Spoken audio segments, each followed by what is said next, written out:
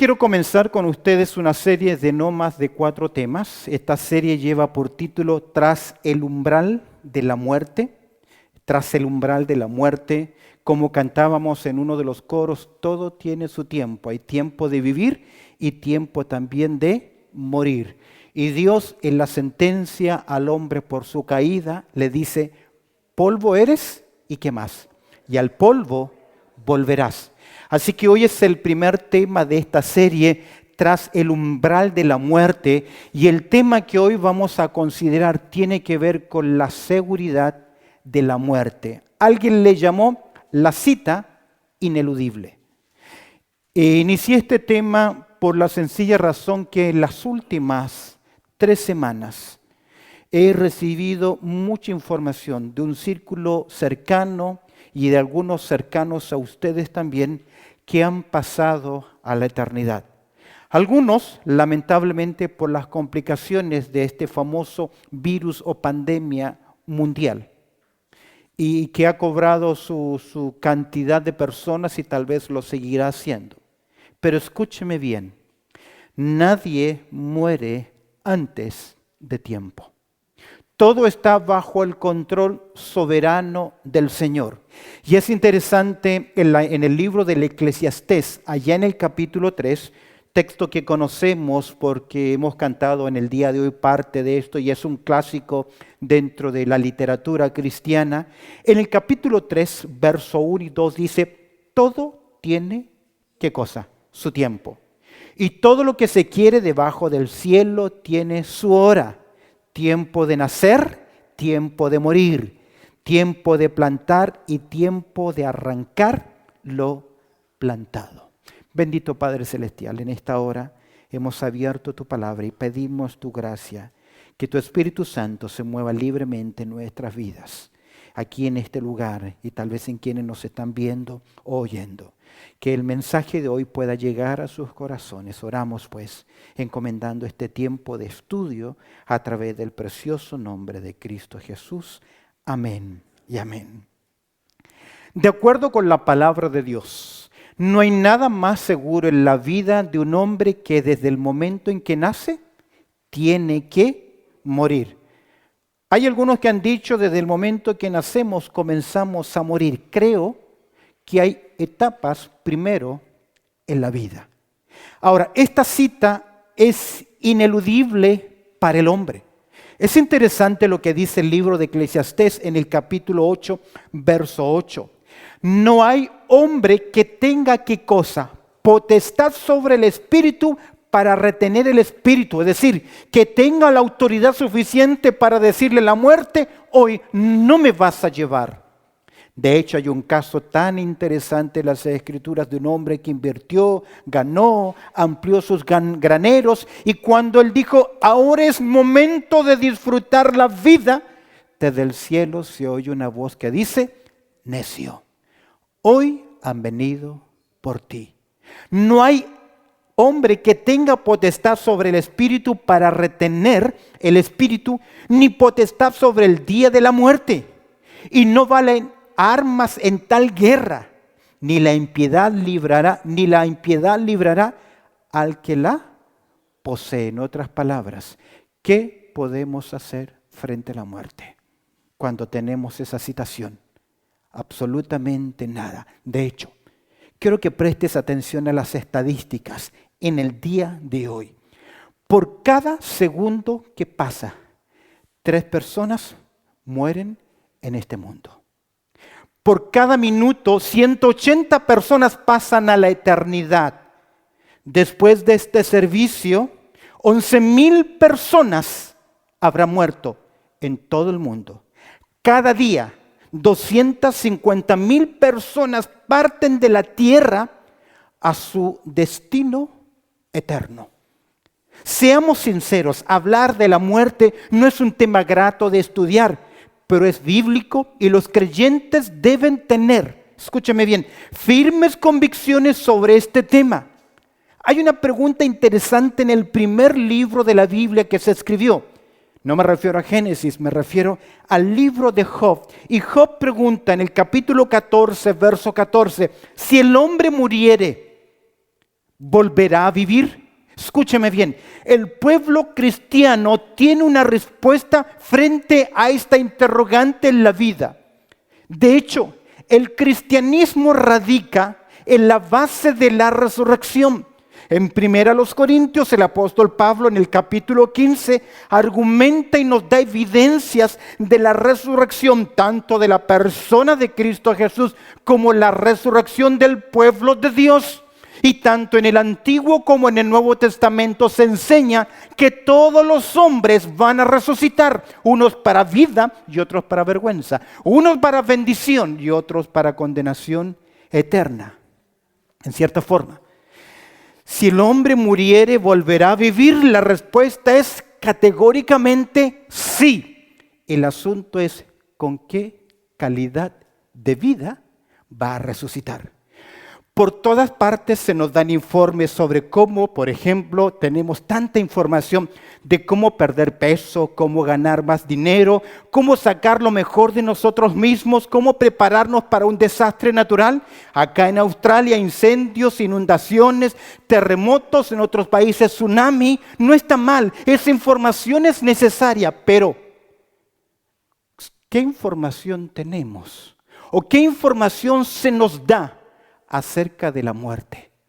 Sabes que el tema no quiere ser oído, pero no oímos hablar de la realidad de la muerte y la mayoría de la gente está más cercana que lejana de la muerte. Pregunta: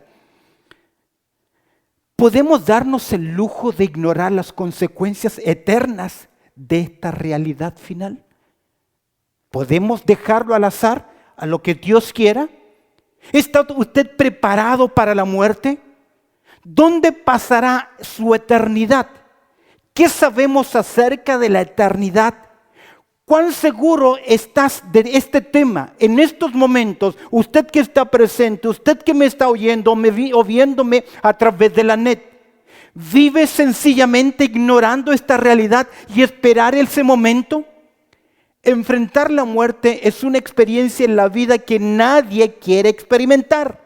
Hablar de la muerte no es el tema más popular en discusiones informales. Pero ¿qué hacemos cuando el diagnóstico del médico nos dice: usted está enfermo, enfermo de muerte y tiene que morir? Cualquiera de nosotros podría ser hoy el próximo. ¿No crees que hablar sobre la muerte, el umbral de la muerte y la realidad de esta debe ser un tema para el cual, a la luz de las Escrituras, debemos estar ¿qué? Preparados y conocernos? Déjame decirte algo. La creencia de los hombres a través de la historia, no ha existido ninguna civilización, raza o tribu que no haya tenido la convicción de la vida después de la muerte. Un par de ejemplos: los egipcios. Ellos enterraban a sus difuntos con comidas y con armas, porque creían firmemente que las iban a necesitar después de esta vida en sus palacios. De hecho, en los descubrimientos se encontraron momificados personas y gente que les acompañó, que los enterraron también, porque creían que seguirían siendo sirvientes en la siguiente vida. En la doctrina hinduista, ellos creen en que el hombre vuelve a reencarnarse, vuelve a aparecer y que el alma va tras una transmigración y regresa otra vez. Los griegos como Platón, Sócrates, Aristóteles creían que había vida después de la muerte. Científicos como Albert Einstein, Blaise Pascal, Isaac Newton eran creyentes que había algo más en el futuro. Líderes como Alejandro el Grande, Napoleón Bonaparte, Mahatma Gandhi, entre otros, también creían en la vida más allá. ¿Por qué? Porque a pesar de que muchos de ellos no tienen pensamientos cristianos, porque ellos creían que había vida más allá de la muerte. En primer lugar, porque dentro de nosotros tenemos una intuición. Hay algo que nos dice, hay algo más. Nos dice que hay algo más allá. Si no fuese así, la ola de suicidios, de quitarse la vida, sería inmensa. Hay algunos que creen que no hay nada más y se quitan la vida, pero si no hubiese en nosotros esa intuición de que hay algo más allá, toda la gente se quitaría ¿qué? La vida. Es una intuición en el ser humano, como la golondrina que siempre estuvo encerrada y que un día es puesta en libertad. Cuando ella siente el frío, por instinto, ¿qué hará? Buscará el sol. Así también nosotros. Ahora, filosóficamente nosotros creemos en la inmortalidad. El ser humano es mucho más que un animal y menos que un ángel. Y los 70, 80 años que establece la vida es muy corto para el desarrollo intelectual y mental. Y de hecho todos nosotros sabemos que no usamos más allá del 10% de nuestra capacidad mental. Y que este tiempo de vida es demasiado ¿qué? Efímero. Entonces filosóficamente creemos que hay algo más donde potenciar todas nuestras capacidades. Hay una ciencia llamada tanatología y antropía que estudian el deterioro y la muerte. Y ellos han concluido que sí hay algo tras la muerte. Ellos han evidenciado, no sé si volvieron o no, algunos que estuvieron casi en el limbo de la muerte, y todos ellos anunciaron de un camino oscuro, de una luz al fondo o de una desesperación. No puedo ser místico en esto, pero mi abuela, 15 minutos antes de partir a la eternidad, siendo creyente, ya casi no viendo y casi en un punto de agonía, despertó y me dice: hijito, me hablaba ella, y yo le decía: abuela, déjate ir ya, deja que el Señor te lleve. Y ella me dice: sí, yo veo un río ancho y en el fondo veo una gran luz que me llama. No tengo teología para eso, pero la intuición filosóficamente y científicamente. Hay gente que cree que no hay nada tras la muerte. El hombre es un buscador de respuestas. Ahora, si no hubiese nada tras la muerte, por lo tanto, comamos y bebamos, que mañana moriremos y se acabó todo. ¿Pero qué? Si la Biblia es cierta. ¿Qué si la palabra de Dios es la verdad? Nosotros lo creemos, te cuestiono a ti, que vives en la indiferencia, pero ¿qué si la Biblia es verdad? Jesús dijo: irán estos a la vida eterna y estos a la condenación o el juicio eterno. Y tú irás tras la muerte, tras el umbral de la muerte, a uno de estos destinos. Si por intuición filosófica y científicamente llegamos a esta conclusión, déjame decirte algo más. Hay un axioma en el ser humano. Y míralo conmigo en Eclesiastés capítulo 3, verso 11. Dios puso en el ser humano la creencia profunda, arraigada en nuestra psiquis, en nuestra axioma. Dios puso la eternidad en el corazón de los hombres. Todo lo hizo hermoso en su tiempo. Y ha puesto, ¿qué cosa? Eternidad en el corazón de ellos. Sin que él alcance el hombre a entender la obra que ha hecho Dios desde el principio hasta el fin. Dios le ha dado al hombre una proyección eterna para que pueda mirar más allá de lo rutinario, de la vida. Será por eso que el apóstol Pablo nos dice: las aflicciones del tiempo presente no son comparables ¿con qué? Con la gloria venidera. Estamos a poco tiempo de terminar este año.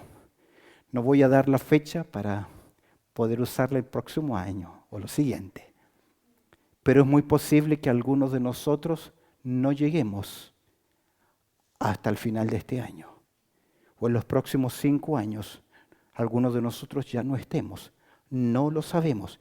Pero lo que sí debemos saber: ¿cuál es la perspectiva bíblica de la muerte? ¿Cuál es la perspectiva bíblica de la muerte? Recuerda que el tema que estamos tratando hoy tiene que ver con la seguridad de la muerte, tras el umbral de la muerte. Primer tema, la seguridad. La palabra muerte en las Escrituras no significa cesación de todo. porque podemos definir la muerte clínicamente. Hay una muerte física, hay una muerte clínica cerebral, etc. La palabra muerte en las Escrituras sencillamente significa separación. Y según la Biblia, la muerte es el resultado directo de la caída del hombre. Dice Romanos, capítulo 5, verso 12. Por tanto, como el pecado entró, ¿en dónde? En el mundo. Si entró en la humanidad, significa que no estaba en ella. Mundo no solamente es orbe, planeta Tierra, nuestra Tierra, sino que tiene que ver con la humanidad, los seres humanos.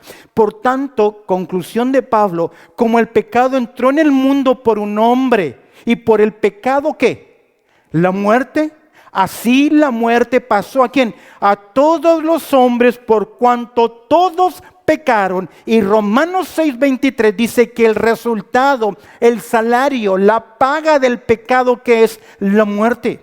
El plan original de Dios no fue que el hombre muriese, sino que el hombre fuese inmortal. Y de hecho Dios creó al hombre, Génesis capítulo 1, versos 26 y 27, que Dios lo creó conforme ¿a qué?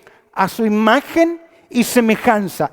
Y esa imagen y semejanza no tiene que ver en el estereotipo, en el físico, en la anatomía humana. Tiene que ver en su ser interno. Dios nos creó a nosotros. Aunque algunos han clasificado a los seres humanos como el animal mayor, el hombre fue creado conforme a ¿qué? A la imagen y semejanza de Dios. Tiene intelecto, tiene voluntad, tiene conciencia, capacidad de razonar, capacidad de creer, de crear, de producir, de gobernar, de dirigir, de comunicarse efectivamente. Conciencia de sí en el universo. Para preguntarse quién soy, qué estoy haciendo aquí y hacia dónde voy. Ahora, a ese género humano, a ese hombre que fue creado en inmortalidad para que convirtiese su carácter santo en conducta santa permanente y gozar de estrecha comunión personal con Dios, Dios le dio un solo mandato. Génesis capítulo 2, verso 17. Dios le dio todo lo que había, pero le dio solo una ley. Mas del árbol de la ciencia, del bien y del mal, no comerás. Mandato claro y directo, una ley. No habían 10 mandamientos, 365 reglas como tenían los hebreos o los judíos. Un solo mandato claro y directo. Agregaría yo pelado. No había nada más, solo uno. Mas del árbol de la ciencia, del bien y del mal no comerás, porque el día que él comieres, Dios lo advirtió, ciertamente morirás. Y el hombre fracasó. Por lo tanto, como el pecado no estaba en el hombre, la humanidad, el pecado entró. Y como consecuencia, entró también la muerte. Ahora, y la perdición apareció en la experiencia humana después de la caída del hombre. Dios quiso tener comunión con este hombre, pero este hombre fracasó. Déjame decirte algo. Algunos han dicho que ese relato de Génesis, capítulo 1, capítulo 2, capítulo 3, que habla de creación y caída del hombre, sencillamente es una especie de alegoría para enseñarnos una verdad. Pero en Mateo capítulo 19, verso 4, de quien se dice acerca de Jesús que Él es fiel y verdadero, que nunca salió una palabra engañosa, Jesús habló acerca de cómo Dios creó al hombre en el principio, varón y hembra, los creó. Y eso le da autoridad histórica al relato de Génesis. Ahora, si hoy hablamos de muerte y de condenación, es producto de la gran tragedia en la esfera humana. Pablo en Romanos capítulo 5 dice que por un hombre entró la muerte, pero por otro hombre entra la vida. En el primer Adán todos mueren, pero en el segundo Adán todos pueden alcanzar salvación y vida eterna. Pero la tragedia humana afectó afectó a la humanidad. ¿Qué ocurrió en el momento en que Adán y Eva cometieron el pecado de desobediencia? No le creyeron a Dios, siguieron las voces de Satanás y buscaron su propia gloria. En capítulo 3, verso 11 de Génesis dice, y Dios les dijo, ¿quién te enseñó que estabas desnudo? Y le pregunta a Dios, ¿has comido del árbol que yo te mandé? ¿No comáis o no comieses? Verso 19 del capítulo 3. Consecuencia. Con el sudor de tu rostro comerás el pan hasta que vuelvas a la tierra. ¿Por qué? Sentencia. Porque de ella fuiste tomado, pues polvo eres y al polvo volverás. De esta forma, lamentablemente, por el fracaso humano, entró el pecado en la humanidad y como consecuencia del pecado también entró ¿qué cosa? La muerte, que es separación. Ahora, desde ese momento en adelante, todo ser humano que nace en esta tierra nace con la naturaleza pecaminosa heredada de sus padres. Y el hombre es pecador no solamente por naturaleza, sino también por su propia elección. Dice David en el Salmo 51, verso 5, he aquí en maldad he sido formado, y en pecado me concibió mi madre. No está hablando de la concepción del sexo que es pecado, o del parto que es pecado. Está reconociendo David que él, desde su nacimiento, él heredó de sus padres, ¿qué cosa? La simiente pecaminosa, la naturaleza pecaminosa. Muerte a la luz de las Escrituras es separación. Y cuando hablamos de muerte en las Escrituras, tenemos tres tipos de muertes. Tres tipos de muerte que nosotros encontramos en las Escrituras. ¿Y por qué razón? Romanos capítulo 6, verso 23, que nos dice, la paga del pecado es muerte. Cuando hablamos de muerte, ya hemos dicho, significa separación. Y a la luz de las Escrituras, la primera muerte que encontramos, sin duda alguna, es la muerte física. Los hombres, después de Adán, esa vida tan longeva, comenzó ¿a qué? A cortarse. Ya hay un cambio drástico producto de los cambios climatológicos sobre la tierra después del diluvio. Ya las condiciones de oxigenación y de ambiente en la tierra cambiaron después del diluvio y los hombres comenzaron a vivir menos tiempo. De hecho, los egipcios no alcanzaban la mayoría de 50 años de edad y morían. Pero Dios le dijo a la nación de Israel que ellos vivirían 70 y los más fuertes que 80, cuando el promedio de vida era de 50. ¿Por qué? Porque Dios educó a la nación de Israel. Les enseñó qué comer y qué no comer. Comer ciertos alimentos fueron prohibidos en la dieta de la nación de Israel y eso garantizó, ¿qué cosa? Su salud, su longevidad de vida. De hecho, cuando ellos tenían que hacer sus necesidades, Dios les enseñó a apartarse, a higienizarse, cuando no tenían idea de bacterias, de virus, ni nada.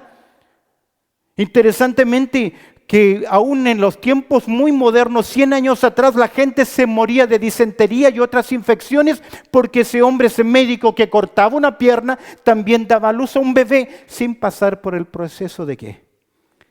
De higiene que Dios se lo enseñó a la nación de Israel. Tempranamente en la historia de la iglesia, en la historia del pueblo de Israel, la muerte física, con el sudor, Génesis capítulo 3, verso 19, con el sudor de tu rostro comerás el pan hasta que vuelvas a la tierra, porque de ella fuisteis tomado, pues polvo eres y al polvo volverás. Separación, cuando la parte espiritual, alma y espíritu se separan del cuerpo, la carcasa. Cuando nosotros vamos al cementerio, ya no estamos despidiendo al difunto, estamos despidiendo una carcasa, porque ese difunto partió en el momento que murió. Separación. separación. Santiago lo ilustra en el capítulo 2, verso 26, porque como el cuerpo sin espíritu, ¿qué? Está muerto, así también la fe sin obra está muerta. Polvo eres, y al polvo volverás. La muerte física, ¿qué es? Cuando usted deja de respirar o hay actividad cerebral en su cuerpo.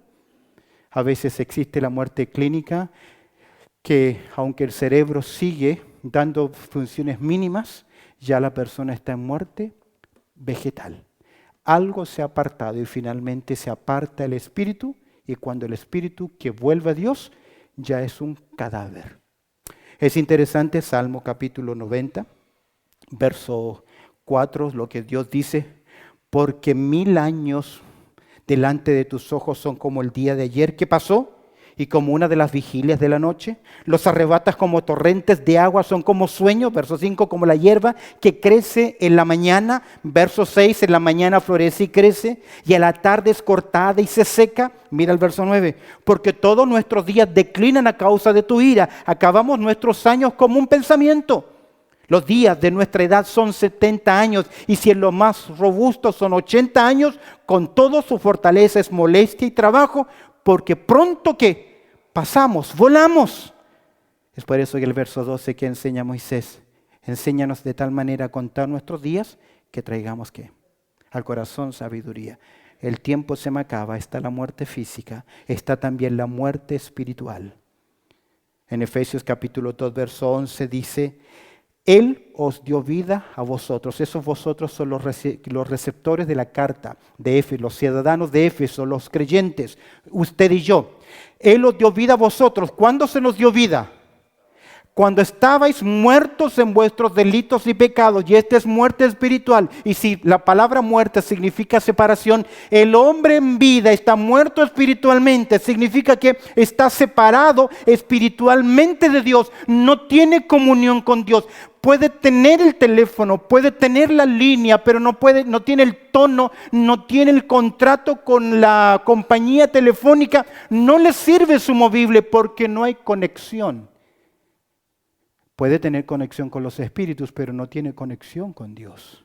Por eso algunos argumentan la teología que Dios no oye a los pecadores, y la verdad que la oración que Dios oye del pecador es cuando él se arrepiente. Es por eso que las Escrituras hacen un llamado. Es necesario, Génesis capítulo 3, verso 7, es necesario ¿qué? Nacer de nuevo. Es por eso que en Juan 5, 24 Jesús dice que el que cree en Él ha pasado ¿de qué? De muerte a vida, porque se nos ha dado la vida de Dios. Y aquel que recibe la vida de Dios, aquel que recibe la vida abundante, tiene la garantía de Jesús, que un día también resucitará para vida. En Juan capítulo 11, versos 25 y 26, Jesús dice, les dijo Jesús: yo soy ¿qué? La resurrección y la vida. El que cree en mí, ¿qué dice? Aunque esté muerto, vivirá. Y todo aquel que vive y cree en mí, no morirá eternamente. Pregunta, ¿crees esto? ¿Crees esto? Pero el hombre natural, el inconverso, está muerto espiritualmente y no entiende las cosas de Dios. Porque está muerto, ¿qué? Espiritualmente. Y en 1 Corintios, Pablo, ¿qué dice? Pero el hombre natural, inconverso, no percibe las cosas que son del Espíritu de Dios, porque para él son locura, y no las puede entender porque se han de discernir ¿cómo? Espiritualmente. Y para eso necesitamos nacer de nuevo, la vida de Cristo. Muerte física, separación de la parte espiritual de lo físico. Muerte espiritual, separación de la parte del hombre de su Creador. Y finalmente la eterna. Segunda Tesalonicenses capítulo 1, verso 8. Mira cómo se nos describe la muerte eterna. La muerte eterna es la eterna separación de la criatura del Creador por los siglos de los siglos. Por los siglos de los siglos, eternamente. En llama de fuego. Término fuego acá es juicio.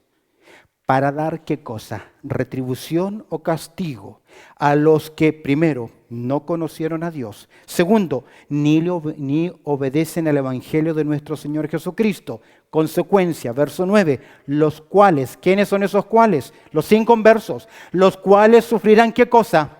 Pena o castigo de eterna perdición. ¿Y cuáles? Excluidos, enajenados, apartados, separados de la presencia del Señor y de la gloria de su poder. Queridos, si Dios quitara su presencia, moriríamos inmediatamente. Si Dios quitara su gracia, seríamos destruidos inmediatamente.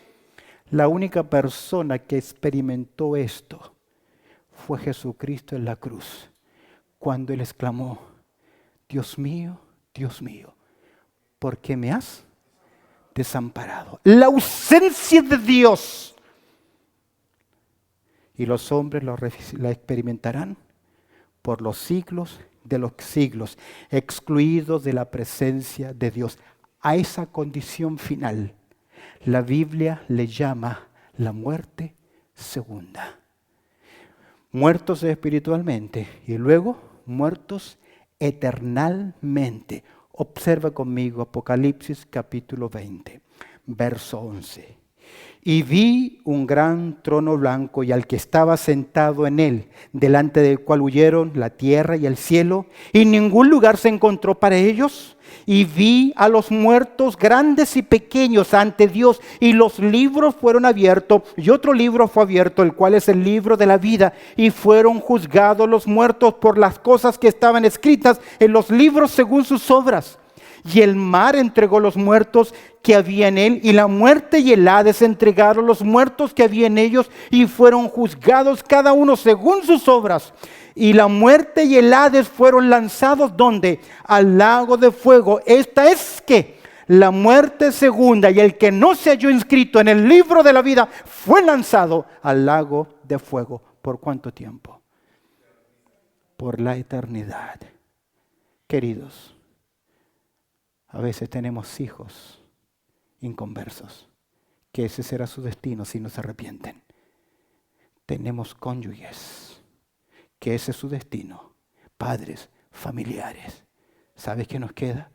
Doblar nuestras rodillas, porque la muerte es inevitable, ineludible. Termino con esto. El difunto predicador Adrian Rogers tiene un mensaje interesante y su propuesta es: los 5 minutos finales son cruciales. 5 minutos pueden cambiar la vida de una persona para siempre, un premio, una desgracia, una tragedia, un reconocimiento, etc. Pero ¿qué va a pasar después de 5 minutos de que usted haya muerto? Creo que eso sí son los 5 minutos que más cruciales que hay. Puede ser hoy esa citación. ¿No es mejor estar al día con el Creador? Es Jesús quien dice en Juan 5:24, de cierto os digo, el que oye mi palabra y cree al que me envió, tiene vida eterna. No vendrá a condenación, mas ha pasado de muerte a vida. No lo sabemos. Era un día viernes y yo hablaba con este amigo. Vuelve al Señor. Dios es un Dios de amor, pero también castiga la desobediencia. Y había caminado en mucha desobediencia. Hablé con él un día sábado. Día domingo él regresó a su iglesia y pidió un momento y le dijo a los hermanos: quiero primero que nada pedirle perdón a Dios. Me quiero reconciliar con Él y pedir perdón a mis hermanos por todo lo que he hecho. La iglesia le abrazó, los hermanos le perdonaron. Sin duda alguna Dios también le había ¿qué? Perdonado. Día lunes a la tarde, en un grupo de 4 personas iban a buscar a alguien más. Y de regreso tuvieron un accidente.